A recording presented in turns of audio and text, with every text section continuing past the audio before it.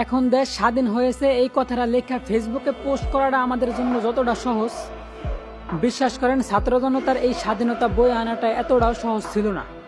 পুলিশের গুলির আওয়াজে দরজা বন্ধ করে ঘরের মধ্যে বসে থাকাটা আমাদের জন্য যতটা সহজ ছিল, বিশ্বাস করেন রাজপথে থাইকা নিজের অধিকারের দাবিতে জীবন দেওয়াটা ছাত্র ভাইদের জন্য এতটাও সহজ ছিল না।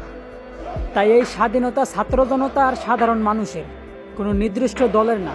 তাই ভুল করেও এই বিজয়টারে কোনো দলের নাম দিয়া পুরনো দিনের প্রতিশোধের আগুন দিয়া এই দেশের সার্বভৌমত্ব নষ্ট করবেন না। আরে ভাই, আমরা দেশের মানুষ একটু শান্তিতে বাঁচতে চাই, কোনো দল বা নোংরা রাজনীতির শিকার হইতে চাই না। আর তাই আমাদের চাওয়া এই দেশটারে শাসন করুক কোনো যোগ্য বীর পুরুষ, কোনো নারী অথবা কাপুরুষ না। আরও শৃঙ্খলা করতে পারেন যদি সাধারণ মানুষরা আবারও রাজপথে দেখতে চান, কারণ এমন যুদ্ধ আমরা হাজারবার করব যতক্ষণ না এই দেশের রাষ্ট্রীয় ধর্ম হবে ইসলাম আর বিধান হবে আল কোরআন।